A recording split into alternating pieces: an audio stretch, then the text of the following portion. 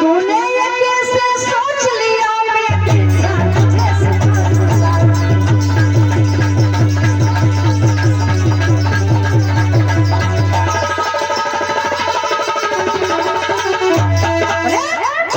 अरे निकल जाओ यहाँ से। समझ में नहीं आ रहा क्या?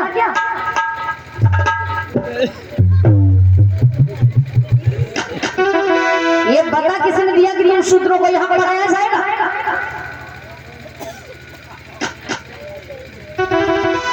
याद रखना माताओं, यही हाल था अपने समाज के लोगों का।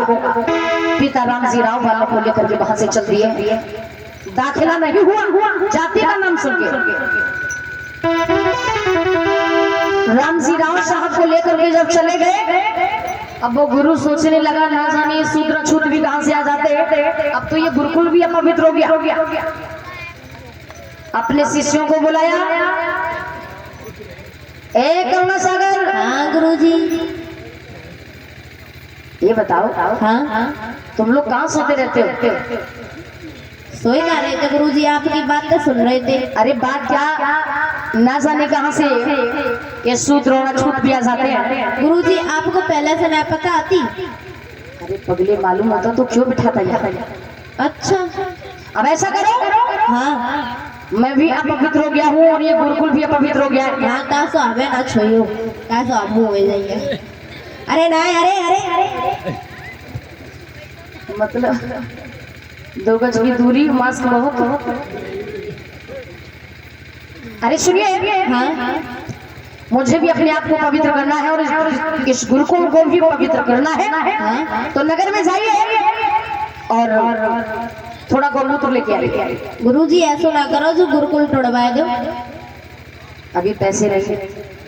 अच्छा जा काले पैसा नहीं है? अरे पगले पैसे तो इन्हीं लोगों से निकाले जाएंगे ना, बनेगा तो तभी। अच्छा मतलब मसला जू रहा है। ठीक है गुरुजी। अब यार गांव की जब बासी की जितनी गैया है सब यही बुलाए रही। गैया लोग क्या करें? गुरुजी गौमूत्र का स्नान करेंगे तभी तो पवित्र हो पाई है।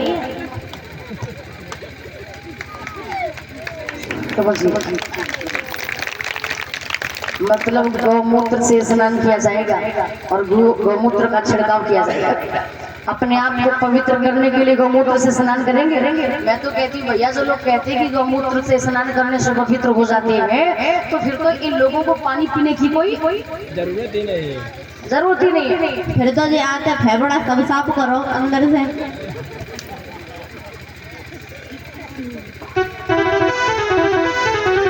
अब तो पिता रामजी राव विचार करते हैं कि क्या किया जाए, और पुत्र भीम हट कर रहा है कि मुझे पढ़ना है।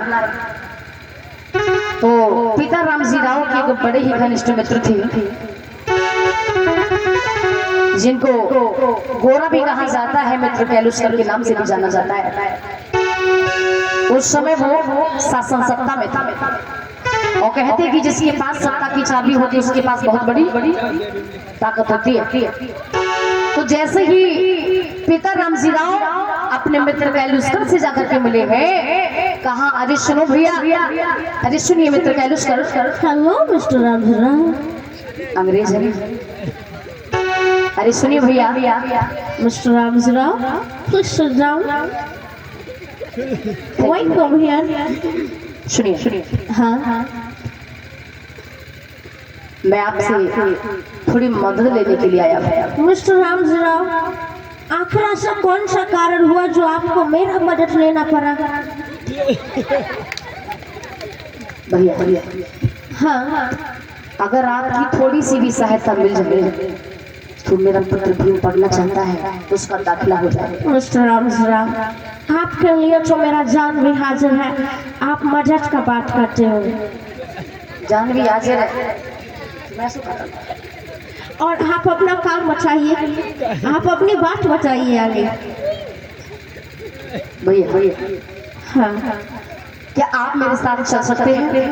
मेरा पुत्र भीम पढ़ना चाहता है, अगर आपकी थोड़ी सी हेल्प हो जाए, मदद मिल जाए तो मैं अपने पुत्र भीम को पढ़ा दूंगा। मिस्टर रामजीराव जी।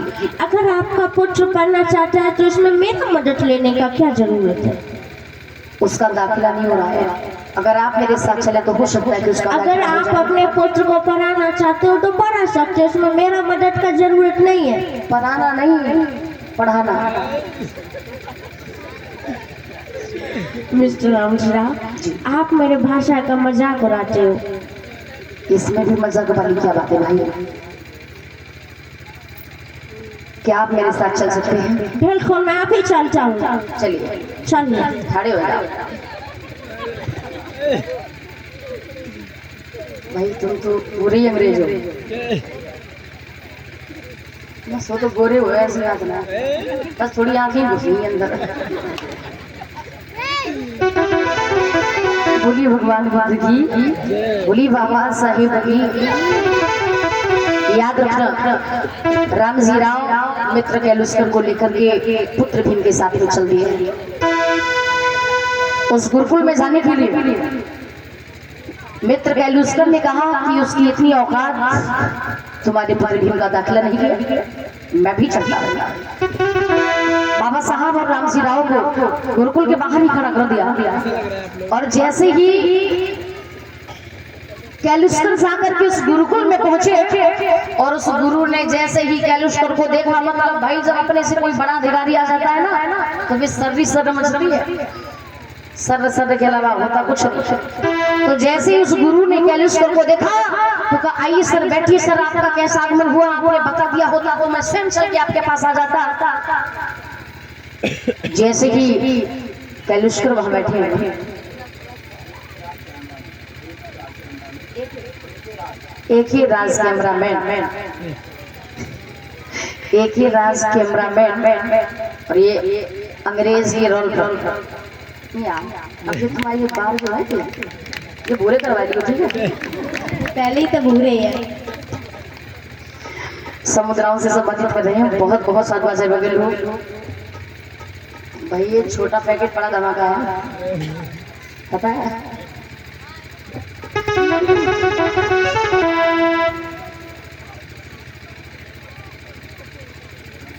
तो जैसे ही उस गुरु ने देखा है, बड़ा ही सम्मान से बिठाया, तो मित्र कैलुस्कर ने वहां के उस गुरु से पूछा है, अरे सुनिए। हाँ साहब जी। मैंने सुना है कि तुम लोगों की बात पर ध्यान नहीं देते हो। क्या साहब जी? किसने कहा आपसे? इसीलिए तो मैं तुमसे सच्चाई जानने के लिए आया।